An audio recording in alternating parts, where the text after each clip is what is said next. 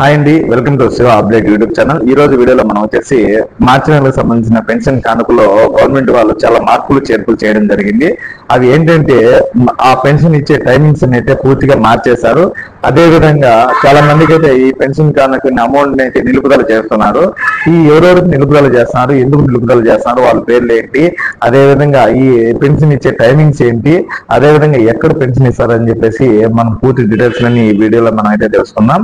ముందుగా మన ఛానల్ ని ఇంకా ఎవరైనా సబ్స్క్రైబ్ చేయకపోతే దయచేసి సబ్స్క్రైబ్ చేయండి.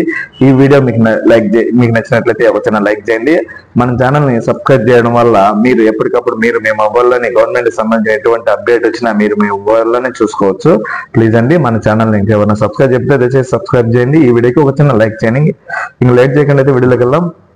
ముందుగా ఈ మార్చి నెలకు సంబంధించిన పెన్షన్ కానుక టైమింగ్ అయితే గవర్నమెంట్ వాళ్ళు మార్చారు. ఎందుకంటే గ్రామ సచివాలయ అధికారులను దృష్టిలో పెట్టుకొని వాళ్ళకు ఉండే ప్రాబ్లమ్స్ దృష్టిలో పెట్టుకొని ప్రతి నెల మామూలుగా అయితే మనకి 5 గంటలకు కానీ లేదంటే 1వ తేదీ 5 గంటలకు కానీ లేదంటే 6 గంటలకు కానీ మనకు పెన్షన్ అనేది పంపిణీ చేస్తా వచ్చినారు.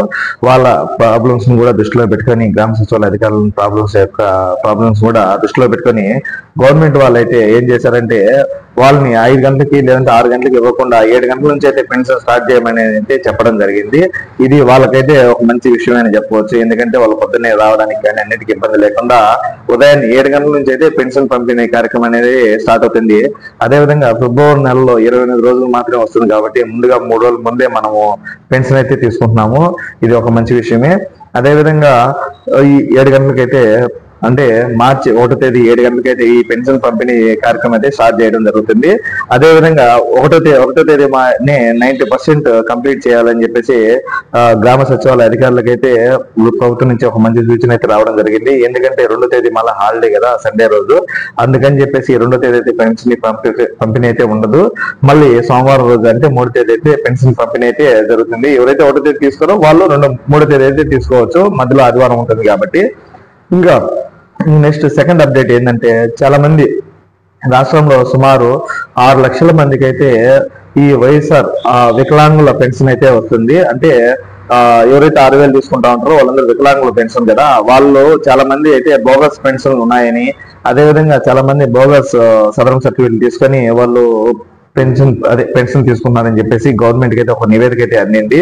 దాని కారణంగా ప్రభుత్వానికి కొన్ని వేల కోట్లు అయితే భారం పడుతుందని చెప్పేసి సీఎం చంద్రబాబు నాయుడు గారు ఆ పెన్షన్స్ అన్నింటినీ వెరిఫికేషన్ చేయమని చెప్పేసి చెప్పడం అయితే జరిగింది. ఈ పెన్షన్ వెరిఫికేషన్ కూడా ఆల్రెడీ 3-4 నెలల నుంచి అయితే జరుగుతూనే ఉంది. ఇప్పుడు వరకైతే గ్రామ అధికారులు అయితే మొత్తం 1,20,000 మంది పెన్షన్స్ ని వెరిఫికేషన్ అయితే చేయడం జరిగింది. అందులో 18,000 మందిని అయితే హోల్లో పెట్టడం జరిగింది. ఎందుకంటే వాళ్ళు బోగస్ అని తెలిసి కొంచెం ఆ పెన్షన్స్ ని హోల్లో పెట్టడం జరిగింది. వీటిని అంటే తాత్కాలికంగా మాత్రం నిలుపుదల చేశారు. అదేవిధంగా ఈ 18,000 మందిని మళ్ళా ఒకసారి రీవెరిఫికేషన్ చేసి మళ్ళీ వాళ్ళు ఎవరైనా నిజమైన లబ్ధిదారు ఉంటే వాళ్ళు ఖచ్చితంగా ఎప్పుడైతే నిలుపుదల చేశారో అన్ని నెలలు కలిగి పెన్షన్ అయితే మళ్ళీ మంజూరు చేయడం జరుగుతుంది అని చెప్పేసి చంద్రబాబు నాయుడు గారు అయితే చెప్పారు. అదేవిధంగా ఇంకా 2-3 నెలలు ఈ పెన్షన్ వెరిఫికేషన్ ప్రోగ్రామ్ అయితే కంటిన్యూ జరుగుతూనే ఉంటుందండి. ఒక 2-3 నెలలు ఇంకా జరుగుతూనే ఉంటుంది. ఇంకా చాలా మంది అయితే బోగస్ పెన్షన్ వాళ్ళు ఉన్నారని చెప్పేసి ప్రభుత్వం అయితే భావిస్తుంది. వీళ్ళందరినీ వెరిఫికేషన్ చేసి ఎవరైతే నిజమైన లబ్ధిదారు ఉంటారో వాళ్ళకి మళ్ళీ పెన్షన్ అనేది పంపిణీ చేసి ఎవరైతే బోగస్ పెన్షన్ దారులు ఉంటారో వాళ్ళనైతే ఈ పెన్షన్ కార్యక్రమం అయితే నిలుపుదల చేస్తారు వాళ్ళకి. ఇంకా అదేవిధంగా ఇంకో లబ్ధిదారికి మళ్ళీ ఒక గుడ్ న్యూస్ ఏంటంటే ఈ గ్రామ సచివాలయ అధికారులు వాళ్ళ సచివాలయం దగ్గరకే ప్రజలను పిలిపించుకొని పెన్షన్ ఇస్తున్నారని చెప్పేసి గవర్నమెంట్ కి అయితే ఒక చిన్న రిపోర్ట్ అయితే పోవడం జరిగింది. దీనికి స్పందించిన గవర్నమెంట్ ఏం చేసిందంటే ఎవరైతే లబ్ధిదారు ఉంటారో వాళ్ళకి 300 మీటర్ల పరిధిలోనే, అంటే వాళ్ళ ఇంటికి 300 మీటర్ల పరిధిలోనే ఈ పెన్షన్ పంపిణీ చేయమని అయితే ఆదేశాలు అయితే జారీ చేసింది గ్రామ సచివాలయ అధికారులకి.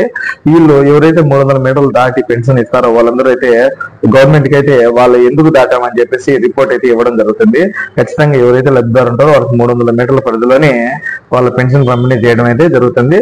ఒకవేళ 300 మీటర్లు దాటినామంటే వాళ్ళు ఎక్కడైనా వేరే ఊర్లో ఉండడం కానీ లేదంటే అదే విధంగా ఎక్కడైనా హాస్పిటల్లో ఉండడం వల్ల కానీ ఇలా వీటికి మాత్రం ఎక్స్క్లూడ్ చేయడం జరుగుతుంది. లేదంటే ఖచ్చితంగా 300 మీటర్ల పరిధిలోనే వాళ్ళైతే పెన్షన్ పంపిణీ చేయడం అయితే జరుగుతుంది. ఇదైతే లబ్ధిదారికి ఒక మంచి విషయమే.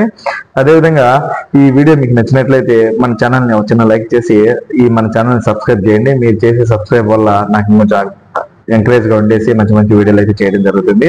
ప్లీజ్ అండి మన ఛానల్ ని లైక్ చేసి అదేవిధంగా మన ఛానల్ కి ఎవరైనా సబ్స్క్రైబ్ చెప్తే దయచేసి సబ్స్క్రైబ్ చేయండి. ఈ వీడియో మీకు నచ్చినట్లయితే ఒక చిన్న లైక్ చేయండి. Thank you.